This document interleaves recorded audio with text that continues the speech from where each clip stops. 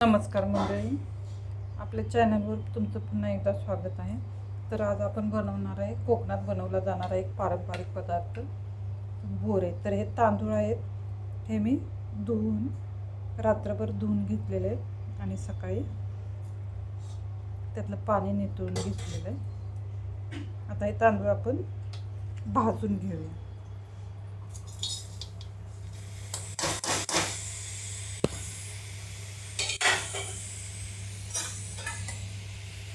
त्याला लालसर कलर येईपर्यंत हे छान भाजून घ्यायचे.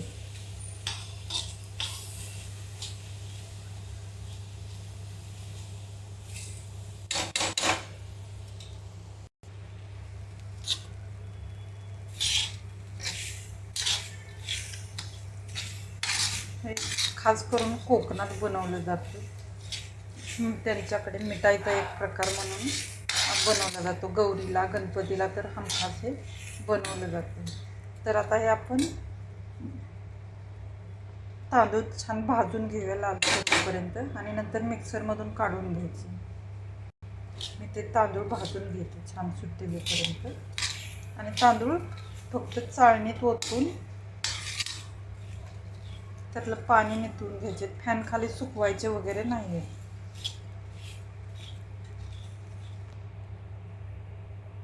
आता इथे पाहू शकता, हे तांदूळ मी सकाळी निथळून घेतले. 2 ते 3 तास होऊन गेले. आता हे भाजून घेते मी.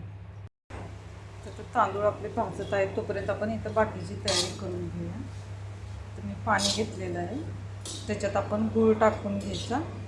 कारण हे जे तांदूळ आहेत ते मिक्सरमधून काढून आपल्याला त्याचं पीठ बनवायचं आहे आणि ते या गुळाच्या पाण्यामध्ये भिजवून घ्यायचे. तर इथं मी पाणी ठेवलेलं आहे, गूळ टाकून घेते. गोड तुम्हाला हवं तसं तुम्ही कमी जास्त करू शकता. असा अंदाज नाही सापडला तर पीठ तयार झाल्यानंतर तुम्ही पाणी ठेवू शकता हे गुळाचं बनवायला.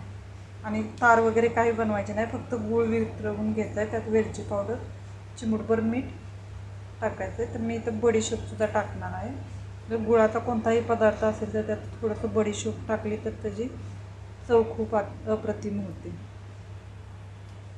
चला तर मग मी इथे बडीशोप बारीक करून घेते आणि याच्यात गूळ टाकून घेते. तर गूळ मी इथे टाकून घेतलेला आहे. 1 चमचा बडीशोपची पावडर टाकून घेऊया.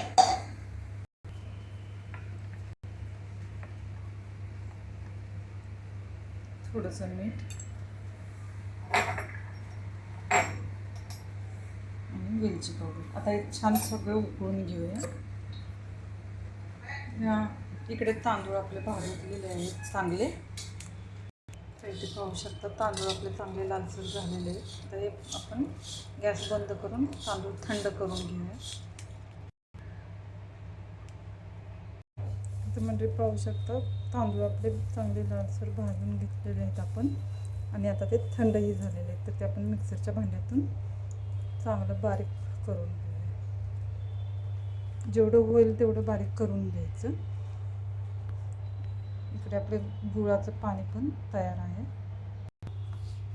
तुम्ही पाहू शकता इथे तांदूळ मी बारीक करून घेतलेले आहे. जेवढं जमेल तेवढं मिक्सरमध्ये बारीक करून घ्यायचं. आता हा जो गूळ आहे तो आपण याच्यात गाळून घेऊया.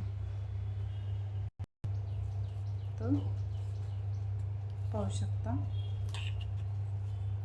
गूळ मी याच्यात घालून घेतलेला आहे. आता याला 5 ते 10 मिनिटं आपण ठेवून द्यावं, म्हणजे पीठ फुलून येईल. म्हणजे इथं पाहू शकता आपण हे तांदळाचं जे पीठ मिक्सरमधून काढलेलं ते गुळाचं पाणी टाकून भिजत ठेवलेलं. तर हे चांगलं फुलून आलेलं आहे. आता हे आपण परत एकदा मिक्सरमधून काढून घेऊया. पाहू शकता म्हणजे इथे मी हे पीठ मिक्सरमधून काढून घेतलेलं आहे छान परत बारीक करून. आता आपण याचे छोटे छोटे गोळे बनवून घेऊया.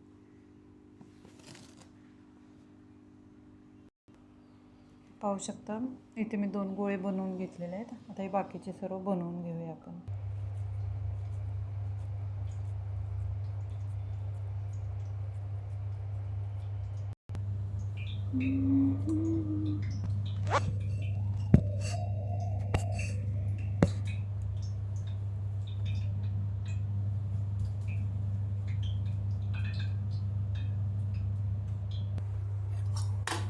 चला तर इकडे मी बनवून घेतलेले आहे ती बोरे. आता या तेल इकडे गरम करायला ठेवलं आहे, आपण तेलात टाकून घेऊया.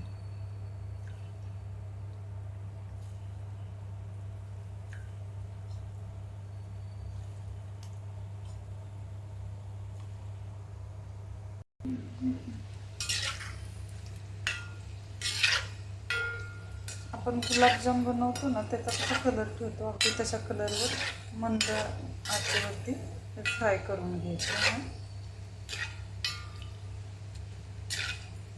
रेसिपी आवडल्यास चॅनलला नक्की सबस्क्राईब करा, लाईक करा आणि कमेंट करायला विसरू नका.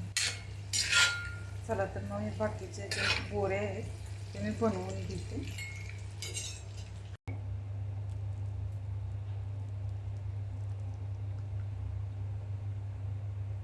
तर म्हणजे तयार आहे आपला कोकणातील एक पारंपरिक मिठाईचा पदार्थ बोरे.